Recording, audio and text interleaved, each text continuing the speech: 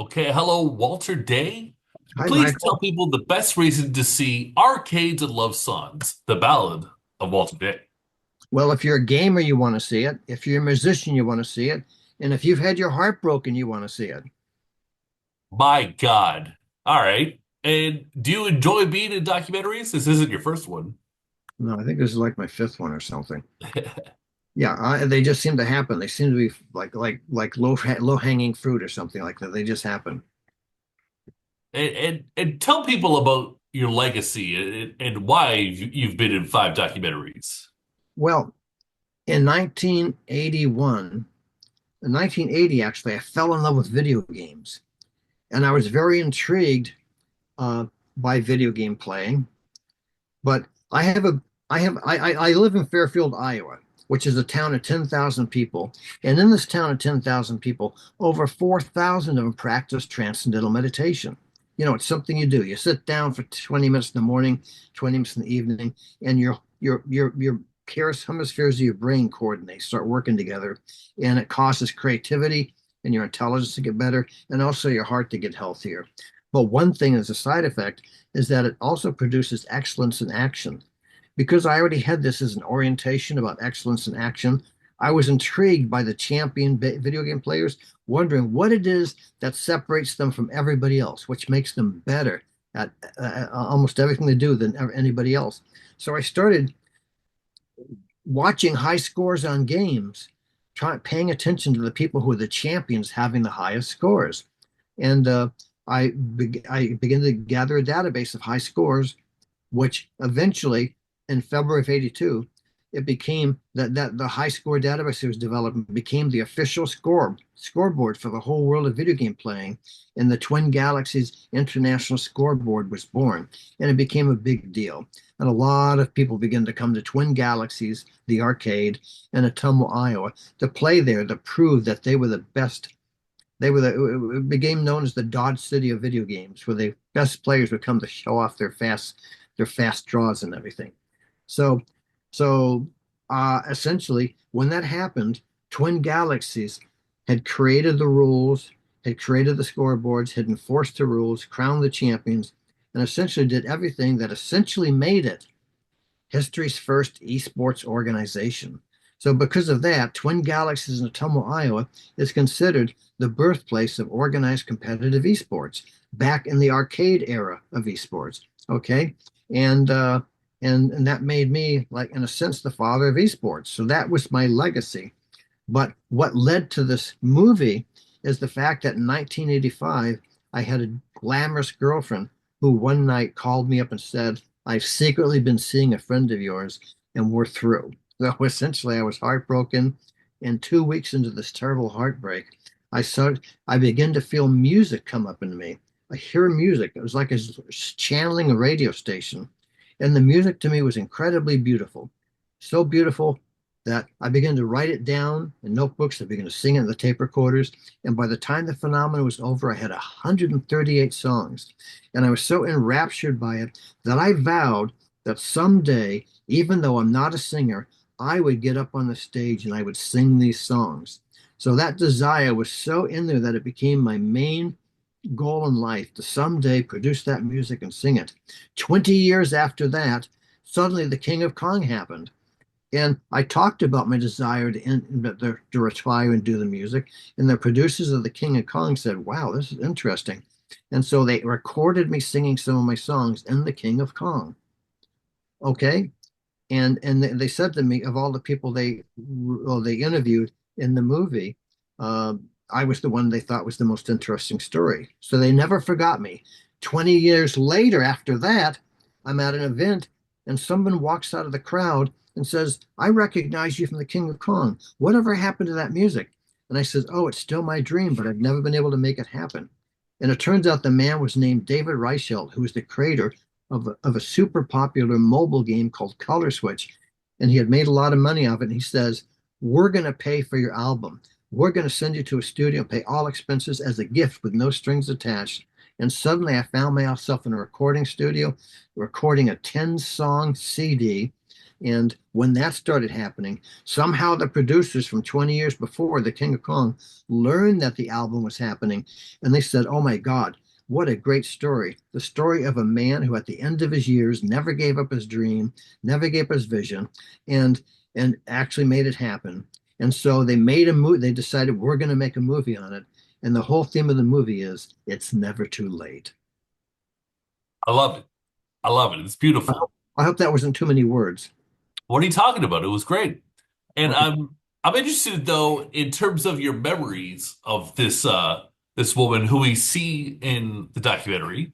It took a long time for you to see her again, correct? And I was wondering, how did your memories of her evolve over the years? Because we live in the same small town, we would run into each other maybe every few years. Well, hi, how you doing? How you doing? That's it, you know. But we had never, oh, no, we had no interaction for decades. But when we finally met again, it was very heartwarming, and we bonded as friends. We Some people have asked, "Are you guys back together?" Because some people got the impression we might be back together from the movie, but no, essentially, we're like brother sister, good friends. I see. And but was there like a period of bitterness, of resentment? Is there now acceptance? There's acceptance. Yeah, okay. There was never bitterness. There was heartbreak, but there was never anger. I wasn't Oh, angry about it because the guy who took her away actually did me a favor. Because if she truly didn't want to be with me, then it's important that we stop being together. Otherwise, if we stayed together longer and had a child or something together, it would have been catastrophic.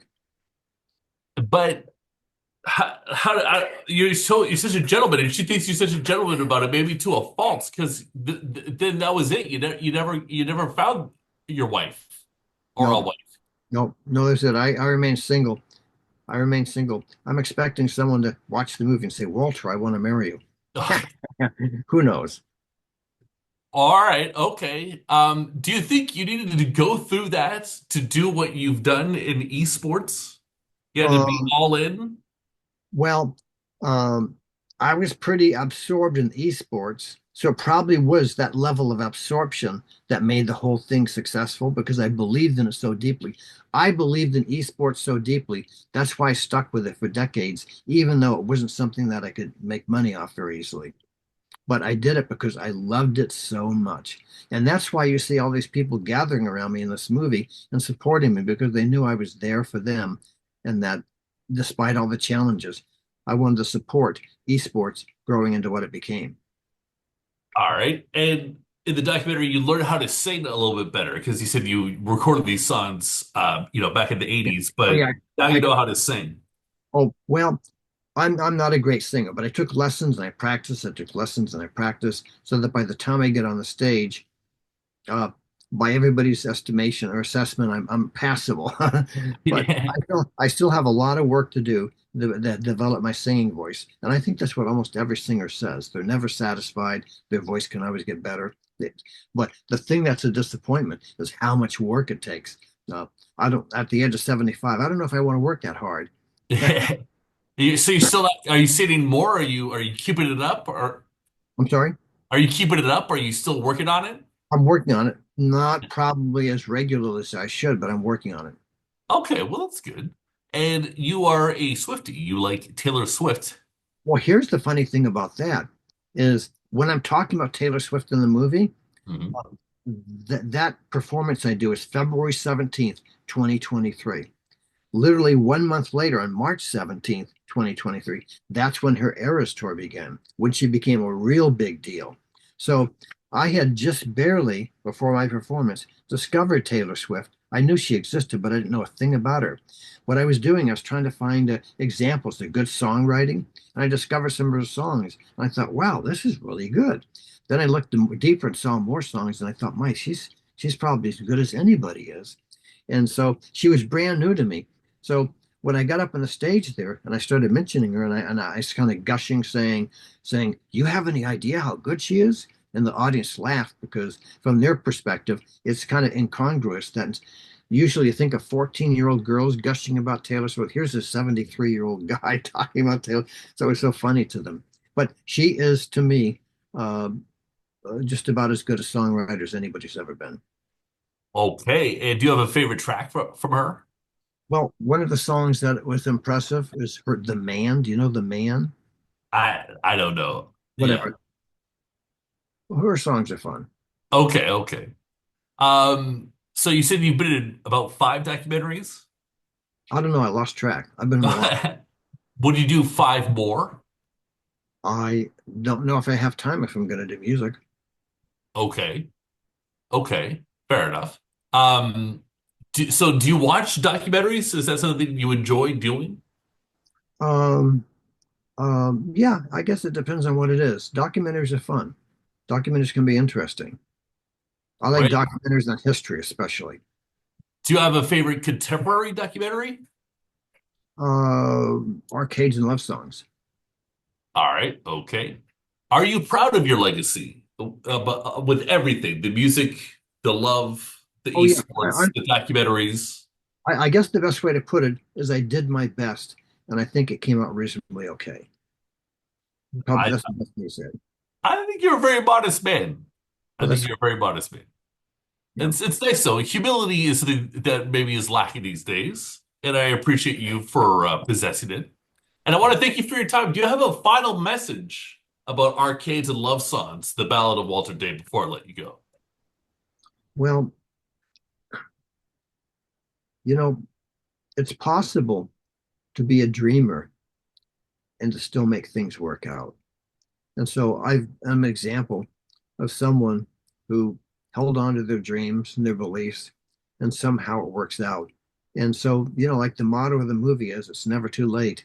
I think it's possible for people my age to still have a wonderful dream that can bring them to fulfillment and really be a nice finish to their years.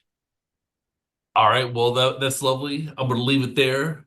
Walter, I want you to enjoy life. Thank you very much.